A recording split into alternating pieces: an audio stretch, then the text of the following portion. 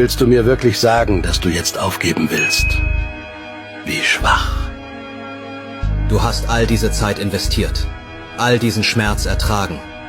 Und jetzt, wo es wirklich hart wird, denkst du ans Aufgeben? Das ist es also, was in dir steckt.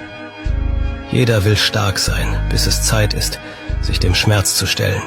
Jeder will kämpfen, bis sie merken, wie viel es kostet. Aber du dachtest, es wäre leicht, oder? Nein, der wahre Kampf beginnt erst, wenn alles in dir schreit, aufzuhören. Doch das ist der Moment, in dem du entscheiden musst. Wirst du dich dem Schmerz ergeben oder ihn zu deiner Stärke machen? Du hast keine Wahl, außer weiterzumachen. Schwäche ist keine Option. Du bist stärker als das. Zeig es der Welt. Gambare, gambare.